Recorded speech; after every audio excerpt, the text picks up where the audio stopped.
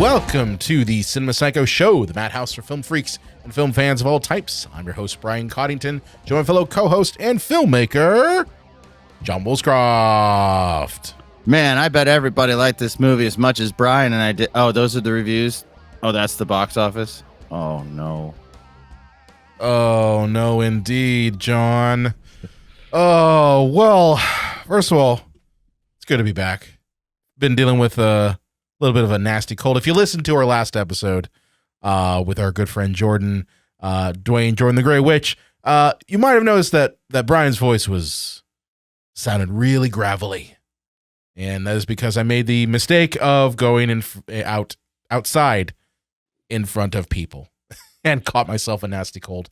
But I'm on the mend, and hopefully my voice sounds better today. But yeah, John, we watched a movie and we loved it, and sounds like people really didn't.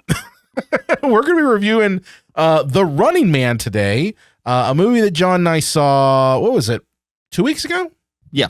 It was 2 weeks ago. Yeah. And we came out of this theater, and honestly, first of all, thank you to Ally Global Marketing for reaching out to us and giving us a screener of this, because we wanted to go and see this. I think we even made a remark on one of the episodes we did. I think it was the Stephen King episode, where we said, like, hey, we'd love to go see The Running Man, Allied Global Marketing. Would you be able to hook us up? We said it on that Stephen King episode, and then no shit, about a week or two after that, that's when we got the invite to go see it. So, boy, I'd sure like $100,000 Allied Global Marketing. Allied Global Marketing. I'd love my student loans to be paid off. Allied Global Marketing. But yeah, so we got a chance to see this. It was a great time. But yeah, apparently John and I are in the minority.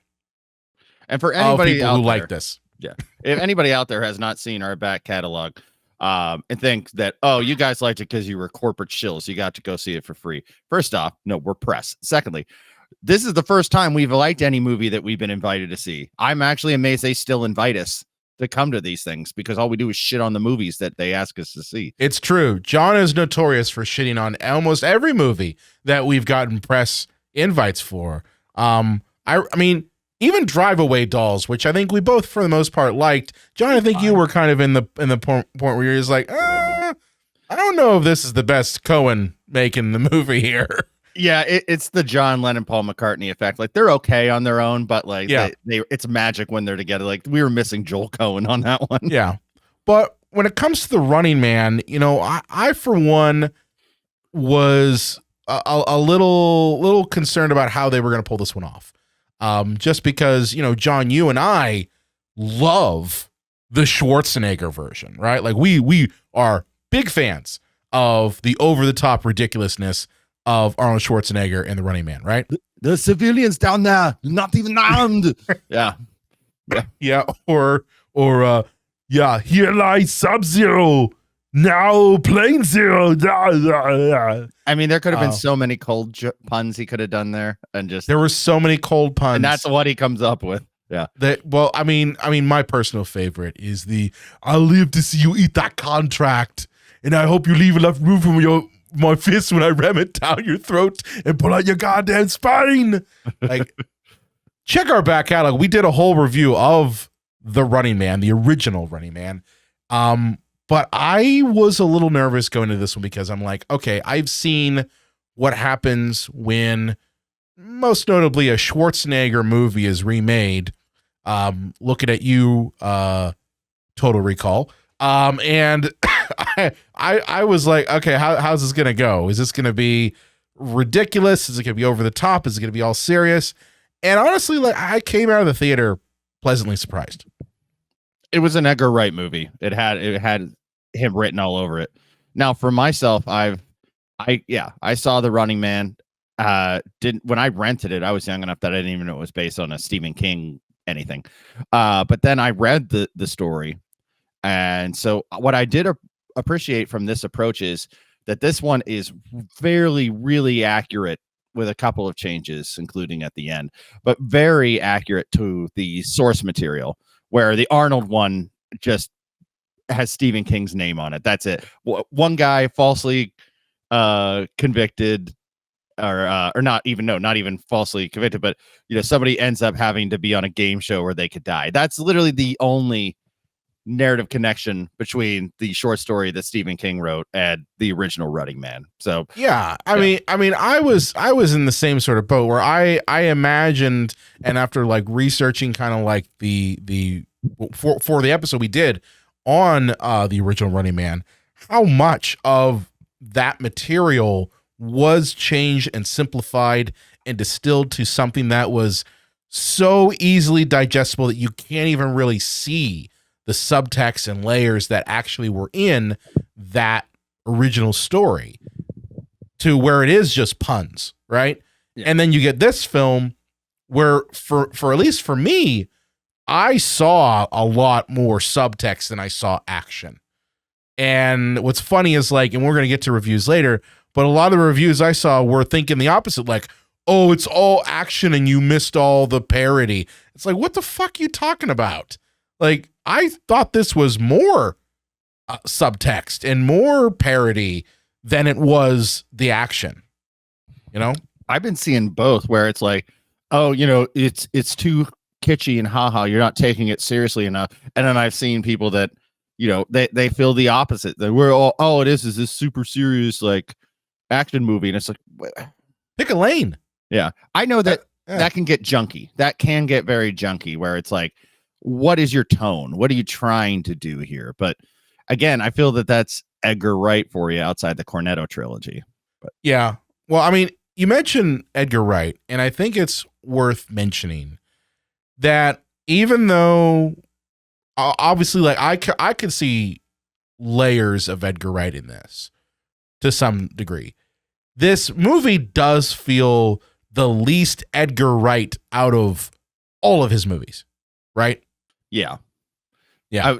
Because, well, this is also the highest action thing. I mean, I guess you could maybe say, Baby Driver had a lot of action to it as well, but this is kind of his Ant-Man given a big action movie to do. I can't imagine why I picked that one. But well, no, I mean, it makes sense to me. I mean, I just know, like you mentioned Baby Driver. Baby Driver feels way more Edgar Wright than just an shoot 'em up movie, like, right, or anything like that. And that's because it's got all those little like Edgar Wright isms, is what I call things, like the match cuts and the swish pans and the real editing tricks and the love of music and using that to heighten it. This really doesn't have that. But at the same time, I do see those moments of Edgar Wright in things like the production design, in things like the way that humor is delivered in this, where it does kind of pop in for no fucking reason. And I'm like, that's classic Edgar Wright there. So I almost look at it as like, this is Edgar Wright's take on an action film remake of a Schwarzenegger film. And as you said, let's be honest here. There's also the whole thing that this is a corporately funded film, so he's not gonna be able to go crazy with it. Yeah, most of these things are movies by committee. Let's be fair. And they say that your first scene sets the tone for the rest of your movie. That's screenwriting 101. And we're seeing, these crazy game shows, and the currency has Arnold Schwarzenegger on it. Like, okay, this movie is going to be campy. It's going to be silly. And if you had a problem with that, then you probably should have walked out in the first 5 minutes. Yeah. Do you want to do kind of like a little, like, I'll pull a one sentence, like, synopsis of The Running Man, for those of you who didn't go and see it? Yeah. Either of them? Okay. So this is pulled straight from IMDb because I'm lazy. A man joins a game show in which contestants allowed to flee anywhere in the world are pursued by hunters hired to kill them. So a little bit different than the original, which the original was very much contained to like a single night, and you had these over-the-top stalkers, and you were also contained to like one like game grid area. Whereas this one, it's really globetrotting. Like, Ben Richards goes across the whole country in this film over the course of 30 days. Which I know some people might argue that, well, the original realized you had to be more concise and to the point, and that's why they did what they did with the Arnold film. And I would say, I think it's more of a budgetary reason that they made it that way, because you could just do a couple of different sets and just redress them. Where this one is faithful to what Stephen King was putting down, and there is something that's like a little iffy about the idea of you have 30 days and you can go anywhere and anybody can kill you and anybody can turn you in, and just it's hard. It's a hard thing to translate to film that I think in a short story works better. Yeah, no, I agree. I mean, the when you've got 30 days, a lot more can happen. You can stretch that out. I mean, you could even make the argument that like this would this have been better as a TV series because you have that length of time. I don't really like that argument because, I mean, let's be honest here. You can make anything a TV series and add more depth and more characters and more arcs and all that fun stuff. But I did like the fact they stretched it out. That was one of the things that I'm like, how are you going to do that? Like, what are the mechanics of it? But I like the fact that they added in, and I don't know, John, if you caught this. I like the fact they added in the social media side of this, because not only do you have to worry about the hunters, you have to worry about the public, because the public can use their phones and basically report you on social media in exchange for money. So it ups the stakes. And like, I have never read the novel. So John, have you read the novel? Yes. Okay. So was that an element in the original novel? Yes, it was. Yeah. Okay. Yeah. If you get recognized on the street, somebody could just either kill you or send an alert to your presence if they're not the murdering type to come get you. See, I love that, because that rings more true to reality. And one of the things that I think might be a reason why this movie is not hitting with most audiences now is because I think this feels way too fucking real. And I don't mean that from the sense of we have game shows about people getting murdered on live television. Okay. I think it rings more true of this feels more real because, one, our right to privacy is kind of infringed on a daily basis. You're monitored by your internet, by your comments. You're monitored. There's cameras on every corner. You look on the news and it's, oh yeah, this person's data got leaked through this website. So, I mean, the feeling that like entities can look at you and look at your data and look at all your stuff and be able to do what they want with that rings more true here. That's not even talking about the big overarching theme of this of class warfare, right? And the whole idea of the haves and have-nots, and this world in which there literally is a clear divide between, people on the lower end of the economic spectrum and everybody else. Like, it doesn't get more clear cut than this. But you could make the argument that feels too real now, especially when people struggle with food, people struggle with paying for things. And you take this, but you amplify it to an 11, and it just feels more real than, I would say, fiction. Yeah, and it's to kind of piggyback off that, I think Orwell gave people too much credit that it would actually take like really sophisticated people to manipulate them, where Aldous Huxley said that, they'll just destroy us by giving us gadgets and distractions. So yeah, the world is terrible, but hey, you still got the Running Man TV show. You can still watch these people get hunted. Like, I compare it to today, where it's, healthcare is impossible. And it's going to be raised, and you won't be able to afford it. And you won't be able to afford it if you get sick, and minimum wage people can't afford housing and things like that, even if they're working 50, 60 hours a week. But hey, you got Disney Plus. You could watch The Rocketeer anytime you want. You know? Well, John, Dancing with the Stars.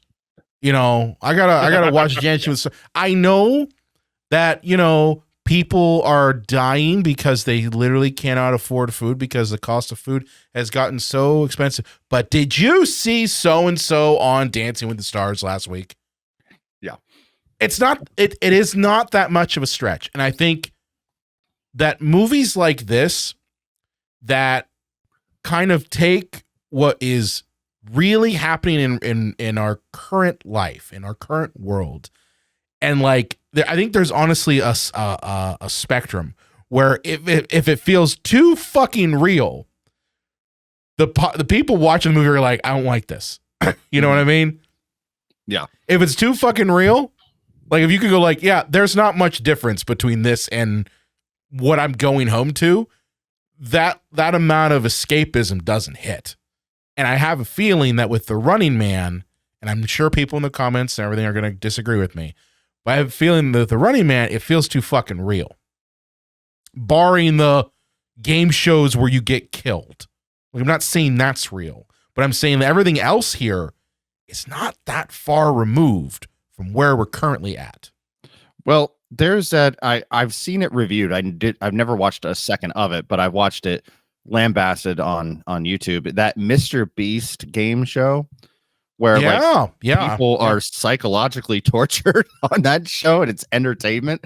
So, you know, it's who knows? Not that far removed. Yeah, how long before we're in the Coliseum? Well, shit. I mean, think about like shows like Fear Factor and Wipeout and all these shows where it's contestants are joining these things just because they, you know, for whatever reason, they you be a fame, or more often than not, it's I want the cash reward. They do these things that are horrible, you know, and like you wouldn't even imagine. Like I don't watch any reality TV because I think it's a joke. But those reality TV game shows are phony. Like they're 100% phony. They're completely structured by producers for results. So like you're not rooting for anyone because it's like wrestling, John. It's already predetermined. Yeah. You know?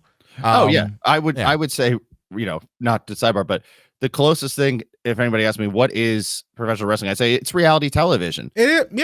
It's portrayed as real, but it's scripted down to the bolts, you know? But yeah, I only watch like cooking reality shows, and not religiously, but if there's like, you know, one of those on, I'll check them out. Those are different.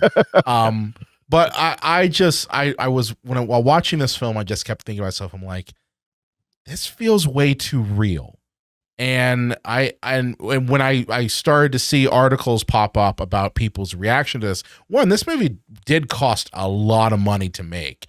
This was, I think, $110 million, which, Jesus Christ, that's a lot.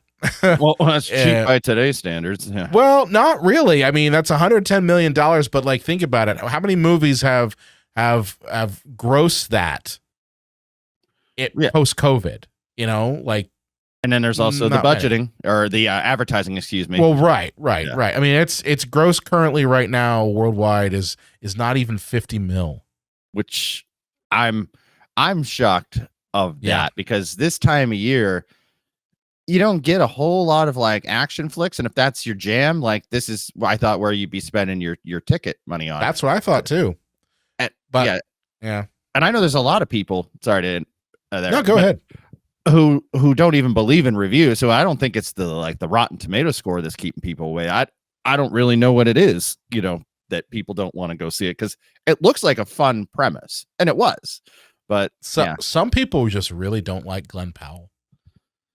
Yeah, he's got one of those. I don't know what it is. Yeah. There's so many people online, and I seriously do not know what it is. Why they really have it out for Glen Powell. I don't know. I'm kidding. Yeah, he's got one of those handsome faces that's punchable. I think that's partly what it is. I guess so, but like I don't look. I don't know. Maybe I look at it as like he's kind of like that replacement guy you get. Like if you can't get Tom Cruise, you get Glen Powell. You know, like he's a replacement actor, good looking actor number one. You know, that's him. And we've seen that before, right? We've seen a bunch of actors. You can't get Ewan McGregor. You get, who is it? Shit, I'm going to be blanking on the name. Guy from Gattaca. Sorry, I'm out in the woods. No, on I'm that blanking out.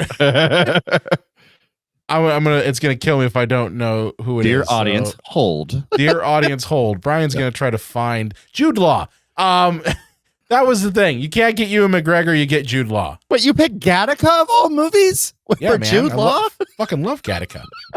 I'd say he's had bigger roles. Oh, he has had bigger roles. I remember that was a running joke back in like the late 90s and 2000s where people were like, I can't get Ewan McGregor. I'll get Jude Law. And it's like, why? Because they look somewhat similar? Which I'm like, Jude Law is pretty good. Like, it's the same thing with Glen Powell. I don't get why people are like all up in arms about Glen Powell. It's like, you're not going to make this guy work. It's like, why? Well, see, I've always been of the belief if you can't get Leonardo DiCaprio, you get Matt Damon. If you can't get Matt Damon, you get Mark Wahlberg. And then they make The Departed, and they're all three of them are in there. I'm like, oh shit, who are the backups? They got the A squad, I guess. You know, you know what it was?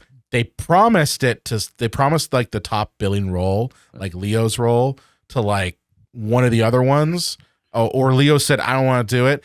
So they had to move on to B and C. But then Leo said, okay, yeah, now I'll finally do it. But they already have locked in everybody else. So it's like, let's just write new roles for The Departed. And we'll give them to, you know, the Leo's B and C squad. That's what it will be. That's what we'll do. So I don't think we want to go plot point by plot point on this, but I think it's worth just talking about, you know, some of the big differences. We already talked about the tonal things in this movie. You know, the circumstances in this film, the main overarching plot is very different.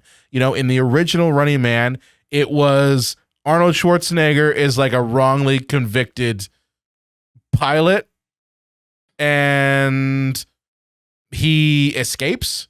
Whereas this one, Ben Richards actively is going on the Running Man or a game show to help his family. Right. Yeah. He didn't want to be on the Running Man of all shows because, you know, nobody survives.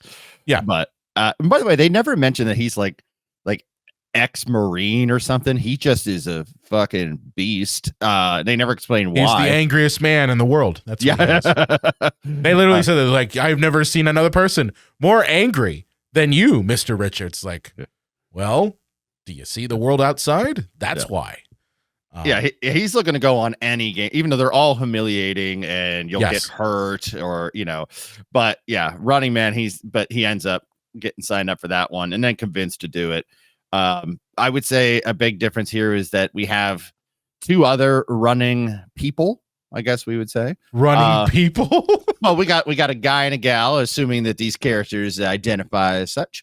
You know, and so what they do is they have somebody who's like an idiot who's going to get themselves killed right away because you got to get like that big action scene of the season early on. Yeah. And then you got somebody who's like, fucking, I'm going to die anyway. So I'm just going to take the Running Man as an opportunity to, like, you know, smoke crack and hang out with whores and prostitutes, I should say, in today's nomenclature, you know, and then one person who actually has a chance to possibly win it. Mm-hmm. So, because the whole premise of this thing, I'm like, what if you do find a really good hiding spot and you just stay in there? Somehow, like, maybe you got enough food and water and you just hang out in there.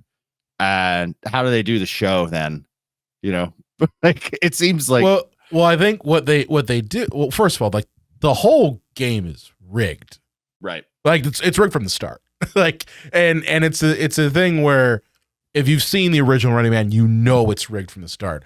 What they do in this one, which is interesting, is how they rig it from the outset, but don't necessarily tell you. And then as it's revealed, you see the like, honestly, it felt like little threads of how rigged it really is. Right. Like, the fact that Ben Richards even signs onto it, knowing full well, like, yeah, they're completely rigging it, is interesting. Like, he signs on it just because they're like, well, we'll give you $500 new dollars, which are just dollars with Arnold Schwarzenegger's face on them. And he's doing it all for his daughter who's sick, and he wants to get his wife and her out of the slums. So he does it for that.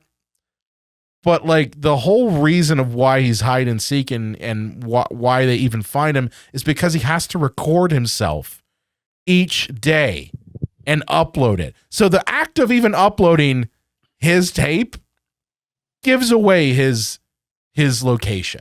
Well, you say upload it. This is not really uploaded. Dropbox. Yeah, I'm surprised they haven't updated this this is published in May 84, The Running Man. Yeah. And or 82. I'm not sure. But anyways, 82. I'm that old man now that has to get the date. Like it matters. Man. And yeah, he had to like video record himself and drop it off in these little mailboxes and stuff. Why isn't it now that he just has like a laptop or something and he sends like a stream and you just give some babble in there of like, oh, well, with the coding, they won't be able to track your IP address, blah, blah, blah, blah, blah, but he actually still using the whole mailbox thing in the movie. But not only that, John, did you notice what type of tapes they were using? No. What? Those are mini DV tapes. Yeah. I looked at that. I'm like, you son of a bitch, you using mini DV tapes? So the only thing I can think of is just that the widespread technology or whatever led to like this consolidation of all media into one network also had an effect on all of the technology that we had up to that point. So that now technology is more analog for everyone else except for the uber wealthy. You know what I mean? Yeah, if you want like a 75-inch flat screen TV, some of us, I say some of us because of where we're living in right now, we'll wait till Black Friday to pick that up. Like, no, you have to be a rich person to buy that. Like the rest of us are going back to catheter tube TVs, 12 inches, baby. Yeah. But in the movie, Ben is able to basically hide and seek because that's what the Running Man is it's hide and seek, but with murder. And he does a couple things that are very different from the original. I love the fact that we get William H. Macy in this, who's kind of like, how the hell they get you in this? But he's like some random friend of Ben's that kind of just gets introduced and helps get him like a fake ID and like 3, I'm going to say what they are, Spirit Halloween costume disguises. But hey, whatever works. I get it. And kind of helps set him up, getting through the first couple of days. And you'd think he can just coast on that, but it's the Running Man, and he's stalked not by stalkers, but by hunters. And this is one thing, John, I do want to point out that I really did not like. I miss to some degree the over-the-top stalkers. The pro wrestling nature of Running Man. I mean, I don't necessarily think that they had to be that level, but like, I don't know. Like, you got one guy played by Lee Pace who is wearing a mask and he's like the over-the-top guy, but everyone else is just like normal mercenaries. And I'm like, give me like, Fireball any day. Well, I mean, I guess because it's out in public, you can't. Although in this world, you probably could just have some guy with a flamethrower, or some guy who's got LED lights all over him and sings opera while murdering people, or anything like that. I don't know. I missed a little bit of that element of over the top. Like, I think that would have been a fun thing in this dystopian thing. I do understand why they went that way. I think it probably grounds it a bit more, but I don't know. I would have liked to have seen a little bit of return to the stalkers rather than the hunters. I agree with that in this sense. Like I like the James Bond franchise, but I have no emotional attachment to it. Like, and I've seen all of them. So for me, like, are the Daniel Craig ones probably the smartest ones and like are taken the most serious? Sure. But I'm like, give me the Roger Moore ones any days because they are the stupidest ones, and I like that. They are. I mean, I love the Roger Moore ones. The Man with the Golden Gun's one of my favorite ones. Just because it's Christopher Lee, so it's like Dracula and James Bond in the same movie. I'll take that. But yeah, that was one thing I was like, the hunters kind of suck. Like, this is easy for Ben Richards to take care of, and he does. He blows up a building with him and kills him. It's like the first time that anyone's ever killed a hunter. Yeah. You know. Well, and the thing is, like, it's story accurate, but even on top of that, did it not kind of feel like he was being chased by ice? Yes, it did. And that's again like why I think this movie maybe didn't fucking land is because it feels too fucking real. Yeah. It's hard to have a movie about a person running from the law and running from people who think you're the other and think you're this and think you're that because of propaganda, when all I have to do is turn on the fucking news and I see the same shit, but it's down the fucking street. You know, I think that might be why this movie didn't land. I really do. It's hard. Well, one thing I would say that I do have an issue with this movie after sitting on it for a little bit is characters are just introduced and then just disposed of. And that is possibly a problem I have with it. Like, yeah, like you get William H. Macy in there to kind of like give him some costumes and fake IDs, and then he just disappears. And it's kind of insinuated, spoilers, that he's killed off screen. Oh yeah, he's dead. You know, and he's dead. But like, you know, he'll be running from, you know, adversity, and he'll meet some like resistance people, and he'll hang out with them for maybe about 15 minutes, and then they're gone for the rest of the movie. And then he'll, you know, meet some other resistance people, and then he'll meet Michael Cera, and then he's out of the movie. You know, well, Michael Cera is there for comic relief and for the fact that we needed to see Kevin McAllister grown up with a murder house. Yeah, pretty much. Okay, that's pretty much what it is. But one of the best parts of the whole film, in my opinion, is Michael Cera's ode to his dad in the hot dog stand that he had. Yeah. Which I'm like, we talked about tone a little bit, and I'm like, the movie really likes to go back and forth on over dramatized tone and then serious tone and then comedic tone. Like it bounces back and forth between that spectrum. And it's funny, but like that when I was watching, I was like, this is hilarious. Well, it reminded me of a James Gunn movie, you know? Yeah. Especially with the reflection. Like, did you notice that he had like the reflection of his dead dad in his glasses? Like they've digitally put that in there to make it look like he's thinking about his dead dad right now as he's telling the story. And it felt like a comic book.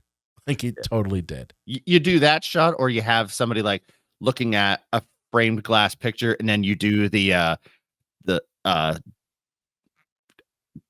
what am I looking for here? Words. Where you do the cross dissolve to see the reflection in the yes. Yeah. yeah. But no, I do agree that these characters, anyone who isn't Ben Richards is introduced and then kind of disposed of. And even that's why his wife. Well, yeah, his wife is kind of like, yeah, she's there. Let's not focus on her though. Yeah. So I get that criticism. I also think that there's not enough runtime to give anyone any sort of time beyond what we see, you know? And if you think about it, really, every moment that we get with each one of those characters, they're representative of what Ben's journey either could have been or has to be. So like, for instance, you brought up William H. Macy. Here, like for me, I'm like, yeah, that's what you should have done. Because even William H. Macy's like, yeah, I was going to bring you on as a partner. You wouldn't have had to, you know, go on this fucking Running Man show like an idiot. And all you would have to do is just like, I should have done this earlier. It's like, that's kind of like what you should have. Granted, we never got introduced to this character until right then and there. So like maybe we could have had a moment or two with them before he goes on the Running Man. And maybe that was there. Maybe that was something that was shot, but they cut it for whatever reason. But even like the two brothers who help get him out of Boston after he blows up the YVA, Like we're introduced to them. He didn't blow it up. It was the circumstances. He was a victim. It was it was the titty magazines on fire that blew it up. Okay. Yeah. No, but anyway, like after that happened, those two brothers, we're introduced to them a little bit, and what do we get from that? We get, oh well, yeah, the network lies. This is what they do. Look at all the propaganda. Look at how they lie about, the radiation that's in this area. And that's why, this other kid that, my son, I think it was his son or other brother is sick. So it's like all of these things with these separate characters just give Ben Richards one more element to his kind of arc where it's not just about him. Like he goes into this very self-centered, like, I'm doing this for my family, and that's it. I don't care about anything else. But as he gets introduced to these people, it starts to change him. Yeah. And I mean, and that's important because he has to have that arc. And I'm sorry to sidebar here, but I finally found the word in my brain I wanted. Rack focus. Cross dissolves an editing term. So it's okay. Don't send the hate mail, everybody. Rack no one's going to send any hate word I was looking for. Yeah. If they seriously like, well, actually, he said rack focus instead of cross dissolve. It's like, fuck you, dude. Okay. But yeah, no, you're fine. I do think that they could have spent a little bit more time with those characters or introducing those characters or giving those characters some context beyond just the one or two moments we get with them beforehand. Like, for instance, maybe it could have been the thing where Ben Richards picks up a copy of The Truth magazine somehow in the beginning of the movie, right? And then we see that, oh yeah, Michael Cera is the one who's printing those. Or maybe he could have, as he's walking or in one of the hotels in New York before he goes to Boston, he gets the hacked YouTube version of the guy who's revealing everything about the Running Man, right? And then he meets that guy. So like a lot of these things I think could have just been helped by introducing them a little bit earlier. Yeah, to then have the payoff. Yeah, just give us snippets, because the hard thing with this premise is that Ben has to be continuously hiding. He doesn't have access to like phones because those can be tracked, so it's hard for him to get in contact with these characters after they've had their run-in with him. It's like he can't just pick up a phone and go, hello, this is Ren Richards, your cousin.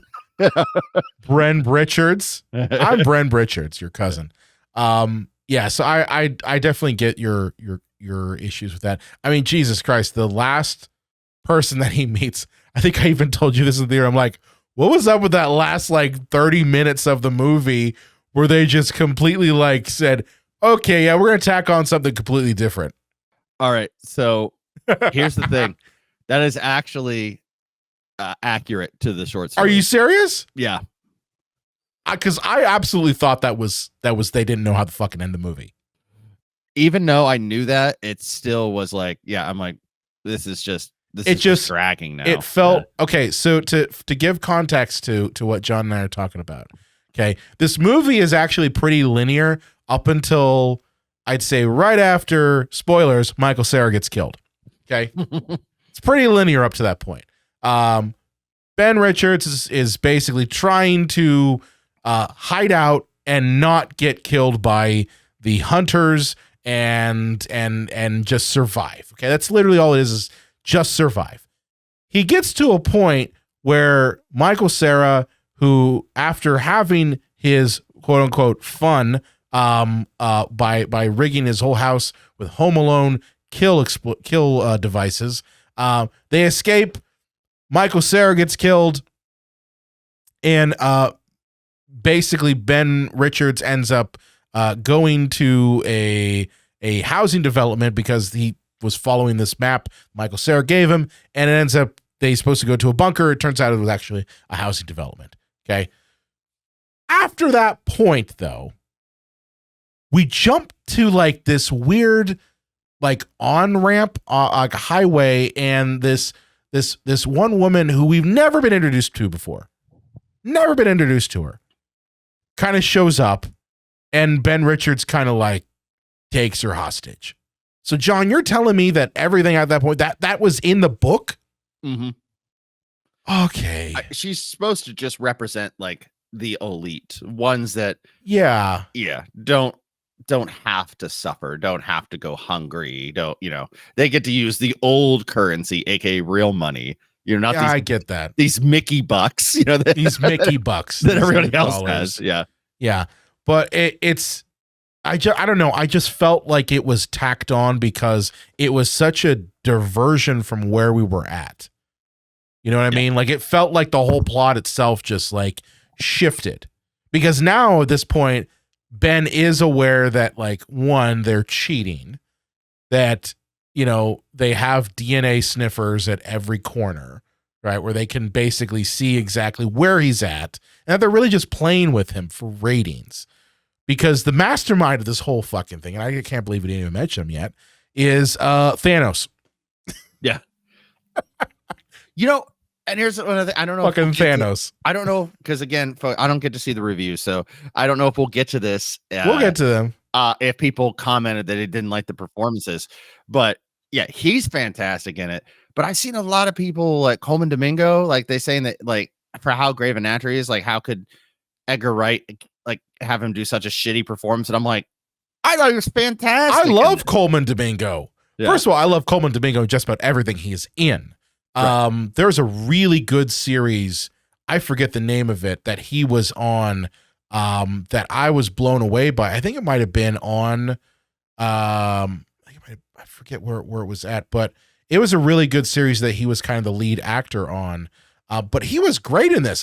People didn't like him. Apparently not. Yeah, they said a lot of people are saying that outside of see, now you make me want to call him Thanos. Brolin is like the only good thing of this entire film in terms of performances. Oh, well, you know what? Fuck him. Yeah. Fuck him. I'm sorry. That is great. That is great film analysis, Brian. Oh, by the way, the series that he was in, okay? The series that he was in, okay, is a show called The Madness. Definitely check it out. Coleman Domingo is in the lead in that, and it's a very, very great scene. Very great series. My wife and I watched it. Basically, it's a mini series, so you'll be able to knock it out in like a day. But yeah, I like Coleman in this. I liked it because he was, Richard Dawson. Obviously, you can't replace him, but I liked that he added his own spin to that character. And they basically took Richard Dawson's character and split him into two, which I think I read that the book is very similar to that. Like, he was two different characters in the book. Yeah. So you have Dan Killian. Yeah. So Dan Killian's the producer, and Coleman Domingo, Bobby T, is like the host. Okay. So he's the talent. And I loved everything he brought to it. So yeah, sorry. Fuck him. So let's talk a little bit about Thanos. You liked his performance. What'd you like about it? He had that sleazy, like almost snake oil salesman kind of approach him, but yet you almost felt like you could believe him. He wasn't over the top in any way, shape, or form. Like, he could have really gone off the rails and just been like, would I lie? Like from Spaceballs, but he keeps it fairly grounded. And for that, I give him a lot of props, because you can, and there's the thing with acting is like, you have to justify your character to yourself, or you won't be able to do a great performance. And you can tell that he spent a lot of time saying, well, maybe he wasn't blah, blah, blah, wrong about this or wrong about that. If you look at it from a certain point of view, that helps you as an actor justify when you're playing a complete sleazebag of why you're making the choices you are. And I can tell he put the work in. Oh yeah. No, I liked him in this just because of the fact that I've met people who are similar to this. Just in professional circles. I mean, I've met people who are very much just like image focused beyond reproach.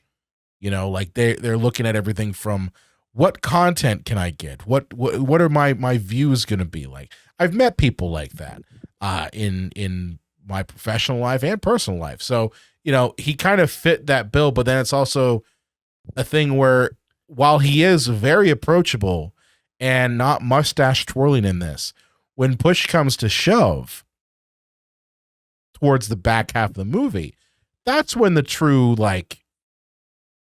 the true mask slips, and we see exactly that he is as evil as you can imagine.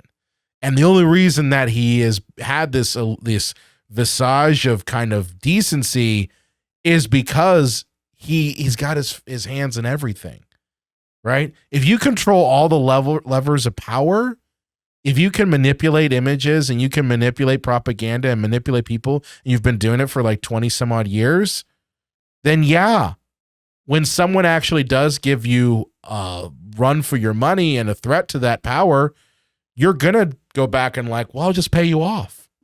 Yeah. You know, because it's worked on everything else. So like but then it's once it happens and then, you know, the propaganda doesn't work, then they're back to a corner. They can't help themselves. And that's exactly what happens in this movie. So, yeah, no, I like Josh Brolin in this. I don't care what people are saying, that they didn't like him in that either. No, I think a lot of people are saying he's like the one saving grace, but there's some people that just shit on every performance in this movie. Yeah. So I did want to get to some reviews. So are you ready for review time? Oh, I'm excited actually. Okay. Okay. Now I will say that some of these reviews, and for those of you who have never watched this before, haven't listened to us before, these are reviews that I've pulled usually from Letterboxd. This time around, John, I haven't told you this. I did pull some from Rotten Tomatoes. So some of these are professional critics that gave their shitty reviews. Okay. But yes, we're going to take a look at 4 of these and just bullshit about them, talk about them. I'm going to try to be fairly open-minded here too. And just like, okay, what do you got for me? Okay. Okay. And John has not seen any of these reviews, right? You haven't seen a single one. Price Waterhouse this shit. Haven't seen it. Haven't seen a single one. Came sealed. Okay. Yeah. Okay. So let's go to review number 1.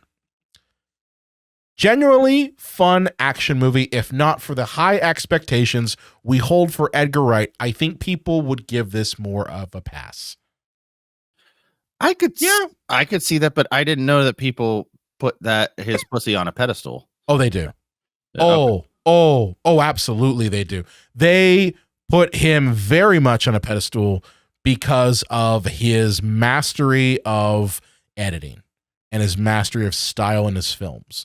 They look at Scott Pilgrim. They look at, you know, Last Night in Soho. They look at all of these movies. They look at Baby Driver especially. They look at all these films where he very much has a lock on the visual pacing of a film and the stylistic pacing of a film and that editing chic that he's got. And they look at this one, they're like, what the fuck are you doing? Yeah. Well, you know? He's honestly only made 2 films that I've actually enjoyed, and that was 2/3 of the Cornetto trilogy. Shaun of the Dead, not Buzz. Yeah, so I guess I just haven't been paying attention enough of people like adore. Yeah, Land's End I didn't really care for. It had a couple yucks. Yeah. I was like, why the fuck are aliens in this? I don't know. I was just like, why? But like, I've liked a lot of things that I love Scott Pilgrim. We've talked about that before. Yeah. I know you didn't like it. But you know, I liked Baby Driver. Didn't really care for Last Night in Soho. Although I did like the stylistic elements of it. So he has a vibe to his work. And I think that this one was lacking a bit in that vibe compared to other films. And I think that's what this reviewer is talking about. This is the most corporate thing that he's made too, though. Yeah. You know, so. Yeah. But hey, either way, I still saw the over-the-top parodies that I do see in those Edgar Wright films. It just was a bit more subtle than I think his fans are used to. So, all right, you ready for review number 2? Let's do it. All right, this one is from Rotten Tomatoes. So this is from Todd Jorgensen of Cinemalog, He says, favoring straightforward action over edgy satire, the film predictably funnels into a series of death-defying escapes, emphasizing spectacle over substance. So Wrong. they didn't see any satire in this? They didn't see it. Like, seriously, like, the film predictably funnels into a series of death-defying escapes, spectacle over substance, action over satire. What do you mean? Well, yeah. And again, if you're in it this long, I'm sure we'll probably have put spoilers at the beginning of the episode. Yeah. But one of the three contestants on this show, like, there's this whole thing where she's just fucking around at a casino. She's that one who's like, fucking, I'm gonna die. Let's have fun. And she escapes, and they go, oh, but you're probably wondering because we told you that she was killed. And they just bring out these like two farm boys that blowed her up with a blowtorch on a farm because, as civilians. I'm like, that's not satire. That's not haha. That's not dark comedy. No, that's action, John. I go with, what do you mean the satire? Like, the Americanos alone are making fun of the Kardashians. Yeah. Okay. The whole premise of this world is satire on our media. The whole premise of your social media being used to track and find people, report them for money. How is that not Pokemon Go? Yeah. Like this thing has way more satire than the original one ever had. Like, sorry. It's there. And if Todd Jorgensen can't see that, then I'm sorry, but he's wrong. Like, come on, Todd. Come on, Todd. Yeah. So I mean, don't get me wrong. There's tons of action in this film. It wouldn't be The Running Man if it didn't, but there was also a ton of satire. It just might have not have landed with you. Again, I think going back to the fact that some of the shit in this movie is too fucking real. Okay? That's all I got there for you. So, all right, let's go to review number 3. This is from Keith Garlington. From Keith in the Movies. The Running Man gets stuck in between being thematically overstuffed and playfully action-packed while lacking the extra pizzazz we've come to expect from the Edgar Wright films. So I can see what this person's saying, that again, this comes down to tone and, is this movie sardonic and funny and a complete satire? Or is it an action movie that is actually giving intellectual cutting arguments against the state of our world and what our world could become? You could make that argument. I know there are a lot of movies that have to run that balance quite a bit. I mean, look at something like Ghostbusters. There's a lot of things that make that very much a horror movie, but it's a comedy. Jaws could be considered a horror movie, but I always saw it as an action adventure movie. So it's hard to find that balance when you're kind of shifting between two different types of tone. Yeah, I go back to, if you have in your mind a preconceived notion of what an Edgar Wright movie looks, sounds like, how it's constructed, and you go into this movie expecting that, you will be disappointed. I really truly believe that. But at the same time, I saw this with you, John, and like, I read it as an Edgar Wright film, but did so from a way of looking at like, okay, this is Edgar Wright. If they're like, hey, yeah, don't go so indie art house with this thing. Yeah. Like, Baby Driver ain't going to cut it here. Your match cuts ain't going to cut it here. Your whip pans ain't it doesn't need to be Shaun of the Dead. Like, this is big budget, $110 million film. You can't do that. Okay. Coupled with the fact that you're remaking a very popular cult film. Okay. Yeah. So I think people were expecting Baby Driver and they didn't get that. And they were like, well, what is this shit? You know? And every director has that one that's kind of like outside of their norm. Like I compare it to Tim Burton's Big Eyes. I actually like Big Eyes. I'm not saying anything against the movie, but if I had no idea who directed that, and then you told me I would be like, that was Tim Burton? You know? Yeah. Well, even like Big Fish is kind of a weird one. Where I think he did Big Fish, didn't he? Yeah. Mm-hmm. Yeah, like that one it's even though that one I think is beloved by people who like Tim Burton but like him less spooky. Big Eyes and Big Fish are kind of in the same boat there. I think that throws people for a loop because they're like, wait a minute, where's the kooky goth guy? That's not in this movie. But I mean, I don't know. I still see the spirit in those films and see still a Tim Burton film. I can still see it. With this one, I can still see Edgar Wright, but I also know that if you only saw Edgar Wright as that guy who makes the really awesome cuts in post and with awesome music that aligns to his pacing, you're not going to see that in this. It's different, but I still see it there, you know, at least for me, I did.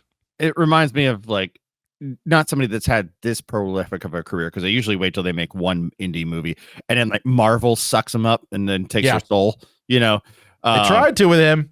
Yeah. They tried to suck him up and take his soul. You want to make a movie on ants? You want to make a movie about a guy who could shrink, decide, and control ants? Sure. Okay. Yeah, can I make it my movie? No. Fuck you. You just show up, sit in a chair, fart in it, drink some coffee, and say action on a green screen. Yeah. All right. You ready to get to our last review of the episode? Okay. This is from Jackson Weaver. Okay, this is pretty mean here. We already have the Purge at home, Edgar Wright. No need to dress it up as Battle Royale. All right, smarty pants. First of all, this, okay, I have a problem with reviews like this for really one key reason here, okay? Let's analyze this review here. This guy, Jackson Weaver from CBC News, okay, is complaining that this movie exists and is blaming Edgar Wright for it. Buddy, this movie was going to exist whether Edgar Wright directed this thing or not. Okay. Yeah, it was source material they had from arguably the latter half of the 20th century's most popular writer. Yeah. Yeah. Guess what, buddy? They were going to make this. It was going to be Edgar Wright or it was going to be someone else. So I'm glad this wasn't Total Recall. That's where I'm at. Like, for me personally, the fact this movie didn't turn into a Total Recall, like with Colin Farrell, I'm already happy because that was the last time we had an Arnold Schwarzenegger remake. Okay. Which, John, did you ever see Total Recall with Colin Farrell? Refuse to. Yeah, you don't want to see it. It's really bad. Like, I also refuse to see, this isn't a remake, but I refuse to see Dumb and Dumber 2.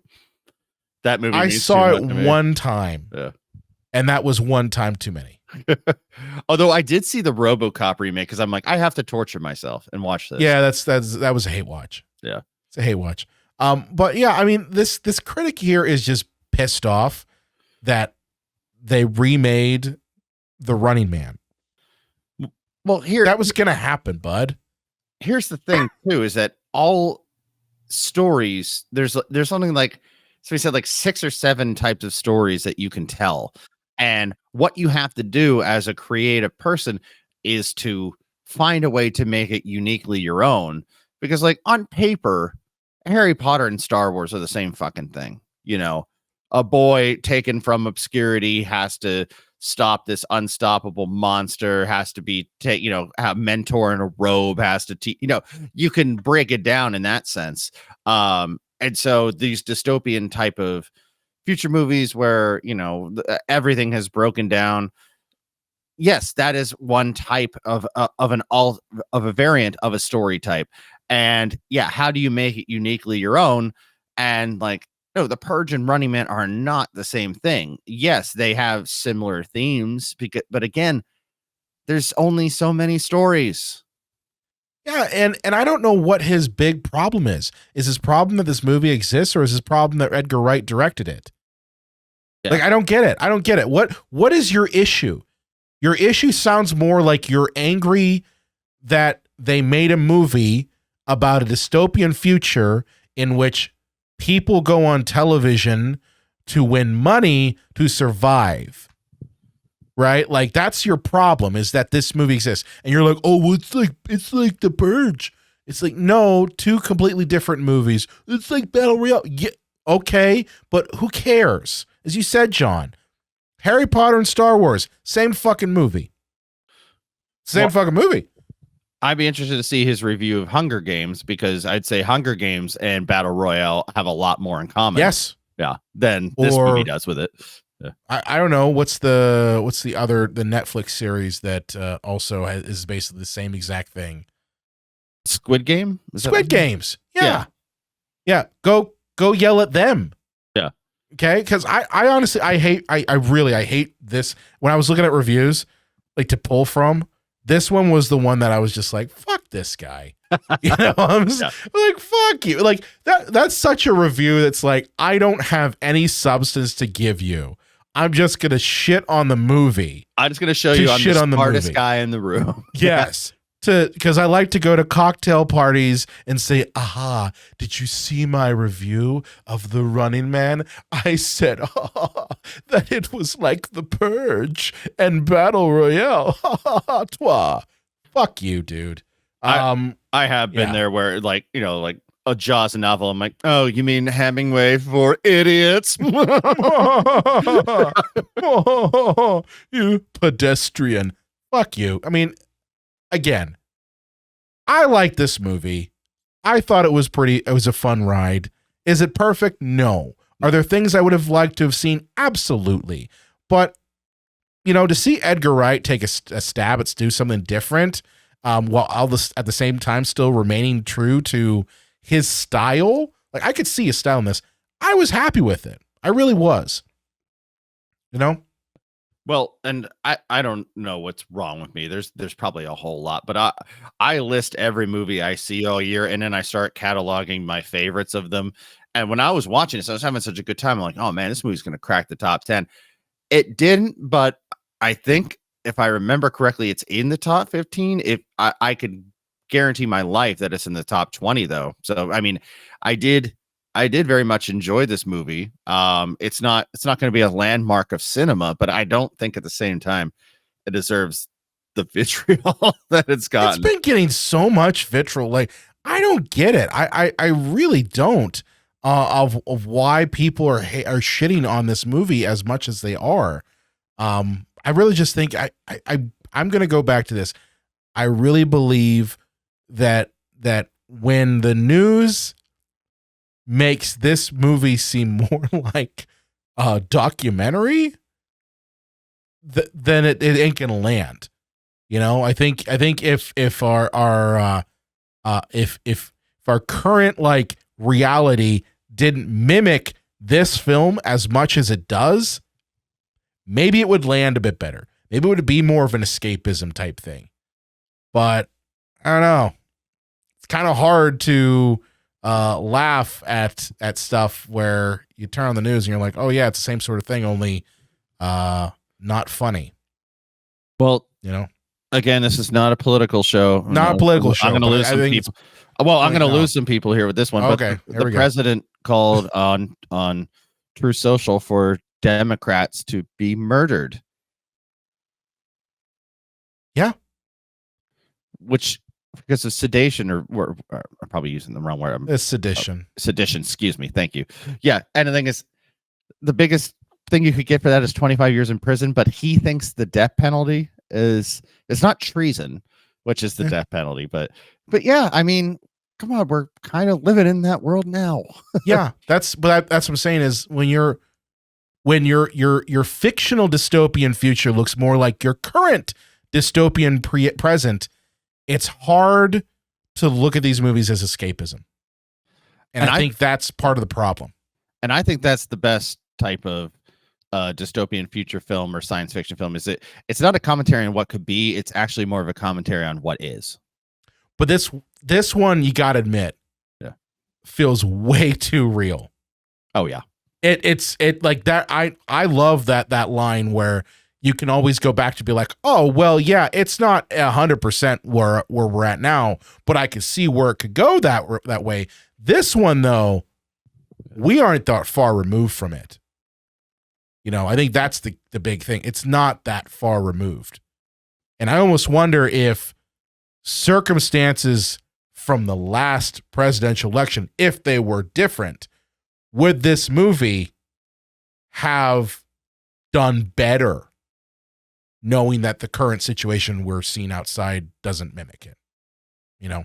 Yeah, I feel a lot safer to enjoy this movie. Yeah. You know, again, this isn't a political show. I'm not trying to turn it into one, but you know, this movie does also touch on a lot of politics and a lot of things. And I think that part of those politics did play into why this movie didn't do as well as it did. But I mean, when you're doing a movie review show and you know that the writer is hitting on a lot of centralized, larger themes that affect even the world today, you have to kind of mention them, you know? Yeah.